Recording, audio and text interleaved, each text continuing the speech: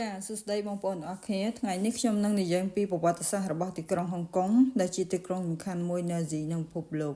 ហុងកុងមានប្រវត្តិវែងនិងបានផ្លាស់ប្ដូរច្រើនពីអតីតកាលរហូតដល់បច្ចុប្បន្នមុនឆ្នាំ1840ហុងកុងគ្រាន់តែជាតំបន់តូចមួយមានភូមិនេសាទនិងកសិកម្មប្រជាជនភាគច្រើនជាជនជាតិចិនដែលរស់នៅយ៉ាងសាមញ្ញហុងកុងស្ថិតក្រោមអំណាចចិននិងមិនទាន់ជាទីក្រុងធំទូលាយដូចសពថ្ងៃនេះទេឆ្នាំ1842បន្ទាប់ពីសង្គ្រាមអូពីយ៉ូមចិនបានចាញ់អង់គ្លេសហុងកុងត្រូវបានផ្ទេរឲ្យអង់គ្លេសគ្រប់គ្រងក្នុងសម័យនេះអង់គ្លេសបានអភិវឌ្ឍហុងកុងសង់ផ្លូវកំពង់ផែសាលារៀននិងធនាគារហុងកុងក្លាយជាមជ្ឈមណ្ឌលពាណិជ្ជកម្មសំខាន់មួយមនុស្សពីប្រទេសផ្សេងៗបានរស់នៅនិងធ្វើឲ្យហុងកុងក្លាយជាទីក្រុងអន្តរជាតិឆ្នាំ1941រហូតដល់ឆ្នាំ1945ជប៉ុនបានឈ្លានពាននឹងកាន់កាប់ហុងកុងប្រជាជនរស់នៅក្នុងភាពលំបាកខ្វះអាហារនិងសុវត្ថិភាពបន្ទាប់ពីសង្គ្រាមអង់គ្លេសបានយកហុងកុងមកគ្រប់គ្រងវិញហើយចាប់ផ្ដើមស្ថាបនាទីក្រុងឡើងវិញចាប់ពីឆ្នាំ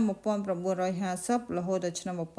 1990ហុងកុងអភិវឌ្ឍយ៉ាងឆាប់រហ័សពីឧស្សាហកម្មរោងចក្រទៅជាហិរញ្ញវត្ថុនិងពាណិជ្ជកម្មហុងកុងក្លាយជាមជ្ឈមណ្ឌលហិរញ្ញវត្ថុអាស៊ីទីក្រុងមានអគារខ្ពស់និងប្រព័ន្ធដឹកជញ្ជូនទំនើប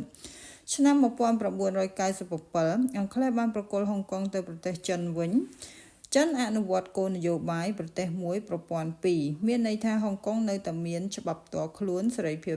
សេដ្ឋកិច្ចប្រព័ន្ធរដ្ឋបាលខ្លួនឯងសប្តាហ៍ថ្ងៃហុងកុងជាទីក្រុងសំខាន់មួយក្នុងពិភពលោកមានតួនាទីធំក្នុងពាណិជ្ជកម្មហិរញ្ញវត្ថុទេសចរណ៍ប៉ុន្តែក៏មានបញ្ហាសង្គមនិងនយោបាយដែលកំពុងប្រឈមផងដែរ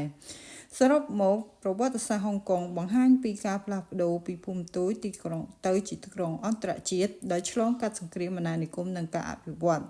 ហុងកុងគឺជាឧទាហរណ៍នៃការរួមបញ្ចូលវប្បធម៌ខាងកើតនិងខាងលិចបើសិនជាបងប្អូនពេញចិត្តនៅវីដេអូ